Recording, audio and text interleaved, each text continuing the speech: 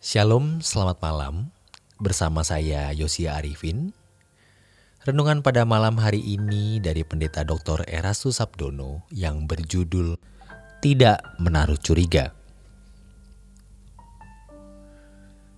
Kita seringkali merasa bingung dan ragu ketika Tuhan seakan-akan membuat kita di pihak yang kalah. Ketika kita dijahati orang, dimusuhi orang, ditindas, direndahkan, dikhianati, difitnah, lalu Tuhan membiarkan keadaan itu dalam beberapa waktu. Kita tidak melihat cahaya pertolongan Tuhan. Kita tidak melihat pintu yang terbuka di mana kita dapat meloloskan diri. Kita seakan-akan dipojokkan di satu situasi di mana kita seperti dieksekusi atau dihukum mati. Kita bingung, mengapa demikian? Pasti kita pernah mengalami ini, atau jangan-jangan sekarang sedang mengalami hal ini. Hal seperti ini bukan hal yang luar biasa dalam kehidupan orang Kristen. Itu hal yang biasa terjadi dan itu bagian hidup kita yang tidak terpisahkan. Tuhan Yesus mengatakan kalau kita memanggil Dia Tuhan dan Guru, maka kita juga mengalami apa yang Dia alami. Dan tentu kita juga harus melakukan apa yang Ia lakukan. Mungkin kita seseorang pegawai yang ditindas, ditekan oleh atasan dan diperlakukan tidak adil oleh rekan kerja. Kita mungkin seseorang menantu yang ditindas, ditekan, dianiaya oleh mertua. Atau bahkan mungkin pasangan kita sendiri yang sekarang sedang melakukan penganiayaan kepadamu, baik penganiayaan fisik maupun verbal, dengan ucapan-ucapan menekan dan menyakiti hati kita. Hal itu sangat bisa terjadi dalam hidup kita. Jadi jangan kita terheran-heran akan hal tersebut. Mungkin kita seorang pendeta atau hamba Tuhan yang ditekan oleh pimpinan di atas. Atau kita sedang disakiti oleh anak-anak rohani atau orang-orang yang pernah kita bimbing dan pimpin. Dan keadaan itu seakan-akan dibiarkan Tuhan. Kita melihat kenyataan yang dihadapi oleh Tuhan Yesus. Pada waktu Ia ada di dalam penderitaan, sejak keluar dari Taman Getsemani, Ia diseret oleh pemuka-pemuka agama Yahudi dan penguasa Roma. Ia dianiaya, disiksa, direndahkan, dihina sampai di kayu salib.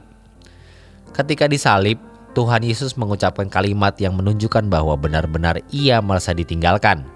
Ia berkata kepada Bapa di surga, Eloi, Eloi, lama sabachthani.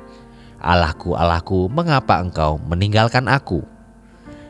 Jika Tuhan dalam keadaan seperti ini, satu kalimat yang harus kita dengar dari Tuhan, jangan mencurigai Allah. Tuhan seakan-akan berkata, jangan mencurigai aku, tetaplah percaya. Justru situasi-situasi semacam itulah sebagai ujian apakah kita mempercayai Dia.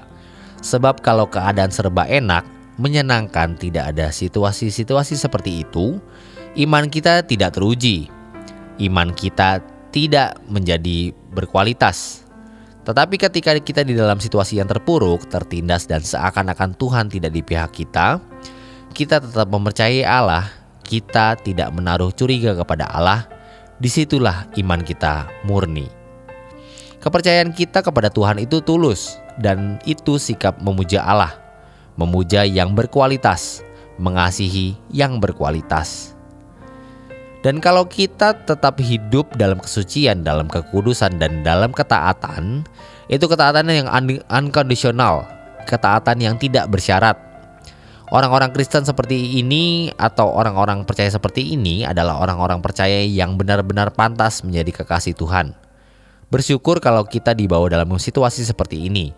Berarti kita istimewa di mata Allah, karena kita teruji dan mau ditingkatkan kualitas imannya. 1 Petrus 1 mengatakan yaitu kamu yang dipelihara dalam kekuatan Allah karena imanmu, sementara kamu menantikan keselamatan yang telah tersedia yang untuk dinyatakan pada zaman akhir. Bergembiralah akan hal itu, sekalipun sekarang ini kamu seketika harus berduka cita oleh berbagai-bagai pencobaan. Maksud semuanya itu ialah untuk membuktikan kemurnian imanmu yang jauh lebih tinggi nilainya daripada emas yang fana, yang diuji kemurniannya dengan api, sehingga kamu memperoleh pujian-pujian dan kemuliaan dan kehormatan pada hari Yesus menyatakan dirinya. Jadi kalau kita diizinkan Tuhan dalam situasi terpuruk, tertindas, terpojok, teraniaya, dan Tuhan seakan-akan tidak di pihak kita, ternyata kita dipandang bernilai. Kita bukan jerami. Kalau jerami tidak perlu diuji, dibakar langsung terbakar. Kita bukan kayu, yang dibakar juga pasti akan terbakar. Tapi kita emas yang dibakar untuk diuji kemurniannya, sekaligus ditingkatkan kualitasnya untuk menjadi logam mulia berkarat tinggi. Supaya unsur-unsur yang melekat pada batangan emas atau dalam bongkahan emas itu bisa digugurkan atau diluruhkan. Hal ini memang tidak dialami oleh orang-orang Kristen yang masih baru. Orang-orang Kristen yang masih baru tidak mengalami hal-hal semacam ini. Atau orang-orang Kristen yang dipandang Tuhan memang tidak setia. Tidak diuji saja sudah ada berkhianat kepada Tuhan. Tidak diuji saja sudah tidak setia kepada Tuhan. Apalagi nanti kalau menghadapi pencobaan seperti hancur dan rusak. Jadi ketika kita dibawa kepada situasi seperti itu, ternyata itu cara Tuhan untuk memurnikan dan sekaligus menguji kita dipandang Tuhan bisa melewatinya. Ingat, Tuhan tidak akan memberikan pencobaan yang melampaui kekuatan kita. Kita pasti bisa melewatinya. Demikian renungan pada malam hari ini. Selamat beristirahat. Tuhan Yesus memberkati.